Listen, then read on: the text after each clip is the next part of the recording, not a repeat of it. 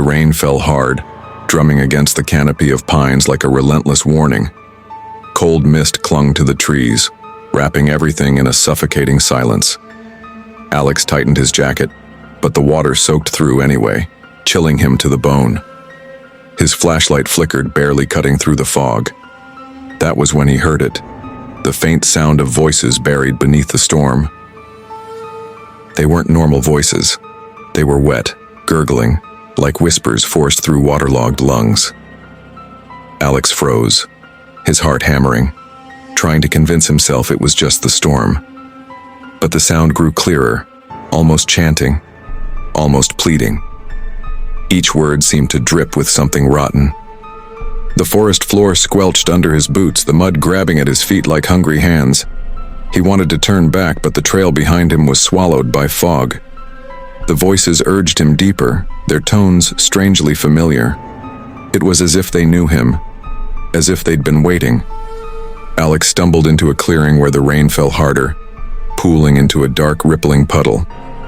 His beam of light hit the water, and for a second, he thought he saw faces beneath the surface. Eyes wide, mouths open, screaming without sound. He blinked, but the puddle only reflected the trembling pines above.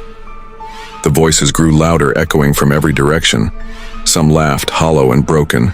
Others begged, each plea cutting through the storm like nails on glass. His breath fogged in front of him, though the air was strangely warm. Something was moving just beyond the trees, circling him. He forced himself to keep walking, though each step felt heavier, like the forest itself wanted him to stay. Rain slid down his face, tasting metallic, almost like blood. The flashlight buzzed, then dimmed again. In the weak glow, Alex saw carvings on the trees. Each one looked like a face, mouths twisted wide in eternal screams.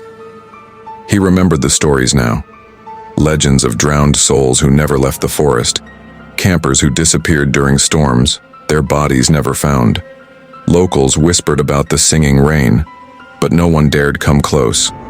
Alex thought it was all superstition, but now, the voices were inside his head.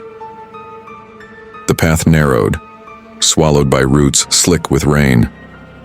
Branches clawed at his arms like skeletal hands tearing his sleeves. The puddles he stepped in felt deeper than they should, pulling his feet down like quicksand. His chest tightened as if unseen hands pressed against him. The chanting never stopped. He reached a fallen tree, its trunk hollow, reeking of rot. Inside, the darkness pulsed with movement. Alex aimed his light, and eyes stared back at him, dozens of them, floating in the black void. The flashlight sputtered and died, plunging him into total darkness. The rain seemed to pause for a heartbeat, and in that silence, Alex heard them clearly. Voices, male, female, even children, whispering his name. His skin crawled as he realized they weren't just calling for help. They were calling him home. Water surged up around his ankles, though he hadn't stepped near a stream. It was icy cold, rising fast, soaking his legs. He stumbled backward, but the ground swallowed him deeper. Something brushed his calf, slippery and strong, pulling him down. His scream was drowned by the storm. Alex clawed at the mud, his nails breaking, but the water dragged harder. Shapes formed in the pools, pale faces surfacing one by one. Their mouths gaped open, choking on rainwater, their eyes burning with endless hunger. He kicked wildly, but the grip only tightened, his lungs filled with terror. The trees leaned closer, their trunks groaning as if alive. Every raindrop echoed like a heartbeat. The forest had become one vast throat, swallowing him whole. He gasped for breath, but the air itself tasted rotten. A cold hand broke the surface and gripped his wrist. It pulled him hard, snapping his shoulder with impossible strength.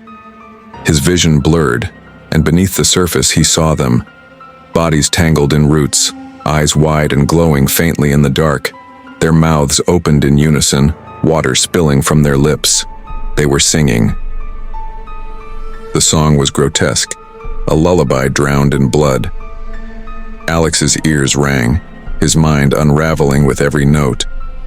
He couldn't fight anymore. His body went limp, The water swallowed him, dragging him into the pine's hidden graveyard. Above, the storm roared its approval. Darkness pressed around him, thicker than night. Faces loomed inches from his own, whispering secrets he couldn't bear to understand.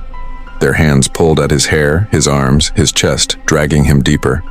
He screamed, but bubbles were the only sound he made. The drowned had claimed him. When he opened his eyes again, he was standing in the forest. The rain had stopped and silence blanketed the pines. But everything was wrong. Colors too sharp, shadows too deep. His skin dripped endlessly with water, though no drops fell.